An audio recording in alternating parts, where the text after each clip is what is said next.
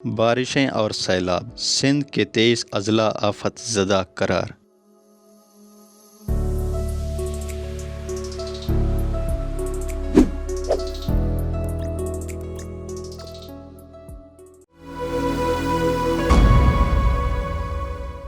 بلوچستان میں تعلیمی ادارے ایک ہفتے کے لیے بند۔ پاکستان میں 2022 کا مون سون غیر معمولی حد تک طویل اور تباہ کن رہا، جس نے ملک کے طول و عرض کے سیلابی کیفیت پیدا کی ہے۔ ملک کے شمال میں گلگت بلتستان سے لے کر جنوب میں کراچی تک ہلاکتوں اور تباہی کا سلسلہ اب تک نہیں رکا، اور نہ ہی حکومت اب تک اس سے ہونے والے مالی نقصان کا تخمینہ لگا سکی ہے۔ پاکستان کے وفاقی ادارے نیشنل ڈیزاسٹر مینجمنٹ اتھارٹی کی جانب سے 14 جون سے اب تک کی مجموعی اعداد و شمار کے مطابق 2 ماہ کے دوران 777 اموات ہو چکی ہیں اور ملک کے 103 اضلاع متاثر ہوئے ہیں۔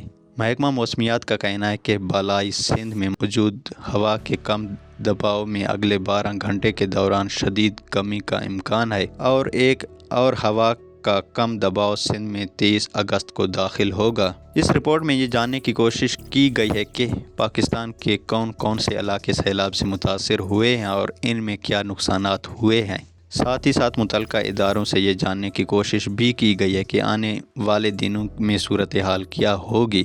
بلوچستان میں اس وقت کیا صورتحال ہے؟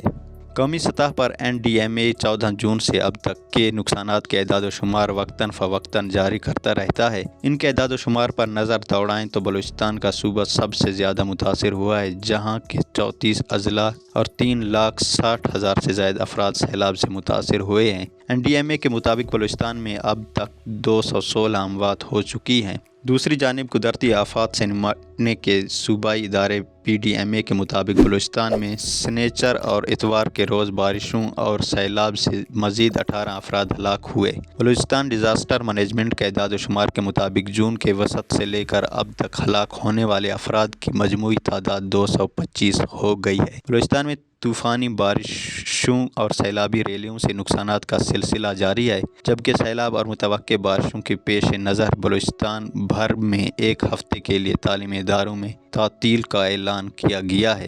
ایک سرکاری اعلامیے کے مطابق وزیر اعلیٰ بلوچستان کی ہدایت کے تحت تعلیمی ادارے 22 اگست تا 27 اگست تک بند رہیں گے۔ اتوار کو کوئٹہ میں صبح سے مغرب تک بارش کا سلسلہ جاری رہا، جس کے باعث شہر میں نشیبی علاقے زیر آب آ گئے اور متعدد علاقوں میں گھروں کے اندر پانی داخل ہونے سے لوگوں کو شدید پریشانی اور مشکلات کا سامنا کرنا پڑا۔ بلوچستان میں گزشتہ 2 روز کے دوران جن علاقوں میں لوگوں کو سیلاب سے سب سے زیادہ مشکلات کا سامنا کرنا پڑا، ان میں نصیر آباد ڈویژن میں جعفر آباد اور نصیر آباد اور لولائی ڈویژن کے اضلاع مسخیل سب سے زیادہ متاثر ہوئے۔ ان دونوں ڈویژن کے متعدد علاقے پٹ فیڈرل کینال میں شگاف پڑنے کی وجہ سے زیر آب آ گئے۔ انسانی جانوں کے ضیاع کے علاوہ گھروں کو بڑے پیمانے پر نقصان پہنچا۔ بلوچستان میں سیلاب سے نقصان پہنچنے والے انفراسٹرکچر کی بات کریں تو قدرتی آفات کے ادارے کے مطابق 26,000 مکانات، 710 کلومیٹر طویل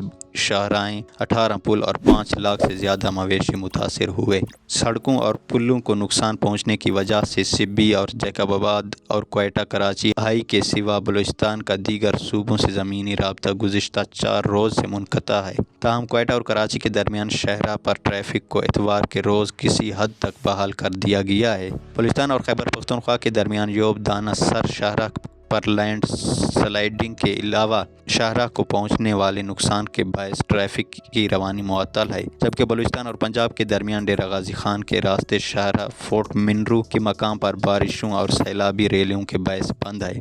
صوبے کے مختلف اضلاع میں جو گھر مکمل منہدم ہوئے ہیں یا جن کو جزوی نقصانات پہنچا ہے، ان کی تعداد 26,567 ہو گئی ہے، جبکہ 2 لاکھ ایکڑ سے زائد اراضی پر کھڑی فصلوں کو بھی نقصان پہنچا ہے۔ چند روز پہلے بلوچستان اسمبلی نے نقصانات کے حوالے سے جو قرارداد منظور کی، اس میں وفاقی حکومت نقصانات کے ازالے کے مطابق 50 سے 60 ارب روپے کا مطالبہ کیا گیا تھا۔ سندھ کی صورتحال۔ پاکستان کے صوبہ سندھ کی حکومت کی جانب سے حالیہ بارشوں کے بعد پیدا ہونے والی سیلابی صورتحال کے باعث صوبے کے 23 اضلاع کو آفت زدہ قرار دینے کا فیصلہ کیا ہے۔ آفت زدہ قرار دیے جانے والے اضلاع میں حیدرآباد، نواب شاہ، ٹھٹھہ، بدین، دادو، جامشور اور ٹنڈو ولیار سمیت دیگر اضلاع شامل ہیں۔ محکمہ موسمیات نے صوبے میں آئندہ 3 روز میں مزید طوفانی بارش کی پیش گوئی کی ہے۔ دوسری جانب قدرتی آفات سے نمٹنے کے قومی ادارے NDMA کے مطابق سندھ میں 17 اضلاع سیلاب سے متاثر ہوئے ہیں۔ 103 بچوں سمیت 226 اموات ہوئی ہیں اور 700 افراد سے زائد زخمی ہوئے۔ صوبے میں 13.5 لاکھ سے زائد افراد متاثر ہوئے۔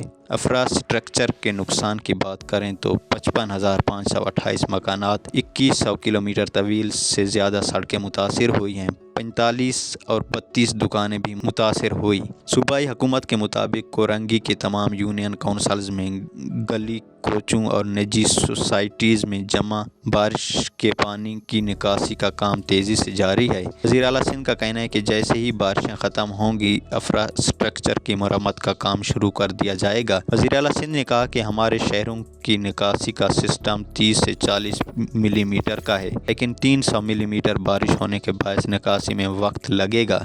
ان کا مزید کہنا تھا کہ اب موسمیاتی تبدیلیوں کے پیش نظر ہمیں اپنے نظام کو بہتر کرنا ہوگا۔ وزیر اعلیٰ سندھ نے کہا کہ شدید بارشوں نے نوشہر و فیروز کے تمام پرانی تاریخی ریکارڈ توڑ دیے ہیں۔ وزیر اعلیٰ سندھ نے کہا کہ بے نظیر انکم سپورٹ کے ذریعے صوبے کے ہر متاثرہ خاندان کو 25,000 روپے دیے جائیں گے۔ وزیر اعلیٰ سندھ مراد علی شاہ کے زیر صدارت بھٹ شاہ ریسٹ ہاؤس میں سیلاب کی صورتحال سے متعلق بریفنگ کے لیے منعقدہ اجلاس میں ڈپٹی کمشنر مٹیاری محمد عدنان راشد نے بارشوں سے ہونے والے نقصانات پر تفصیلی بریفنگ دیتے ہوئے بتایا کہ مٹیاری ضلع میں 144 ملی میٹر بارش ریکارڈ کی گئی، جبکہ بارشوں کے سبب 20,000 سے زیادہ افراد نفل مکانی کر چکے ہیں۔ انہوں نے بتایا کہ مٹیاری، حالیہ اور سعید آباد میں 73 ریلیف کیمپوں میں 7,000 سے زیادہ متاثرین کو منتقل کیا جا چکا ہے۔ ڈی سی مٹیاری کے مطابق بارشوں سے متاثرہ افراد کو خیمے، مچھردانیاں، راشن کے علاوہ تیار کھانا بھی فراہم کیا جا رہا ہے۔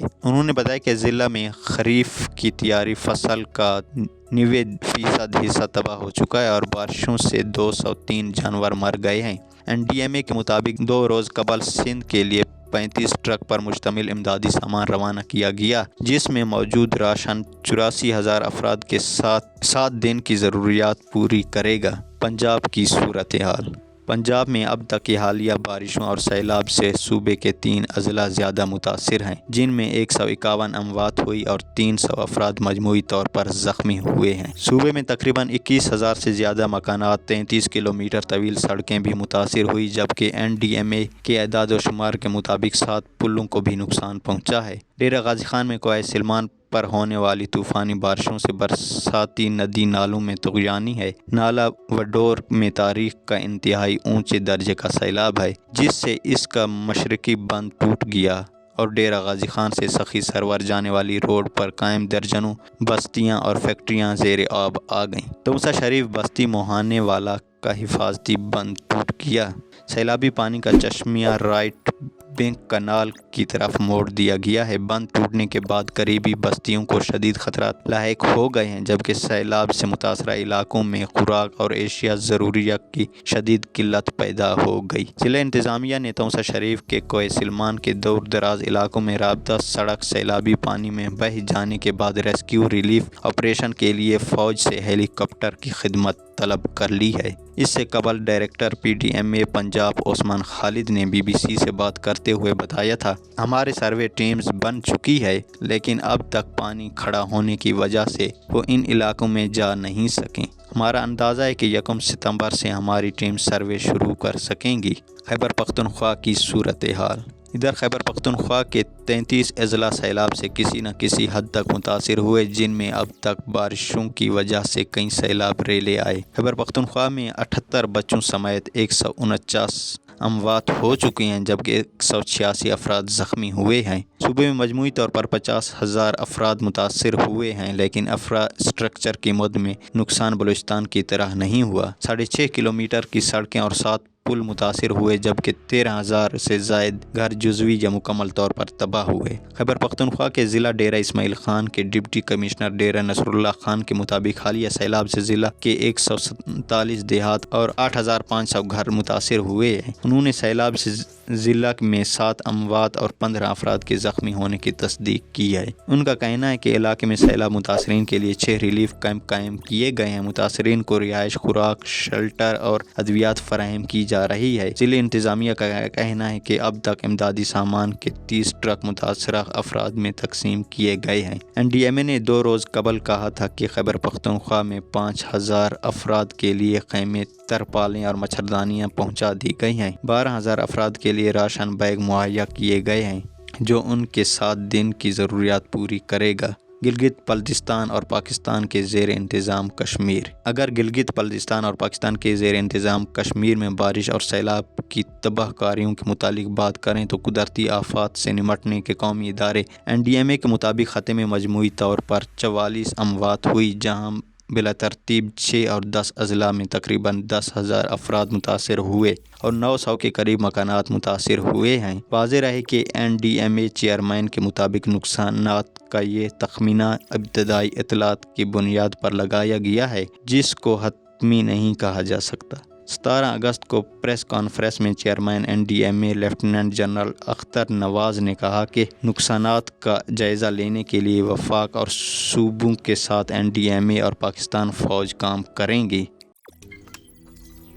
روزنامہ قدرت کی ویڈیو دیکھنے کے لیے ابھی YouTube چینل پر سبسکرائب کریں اور بیل آئیکن پر بھی کلک کریں۔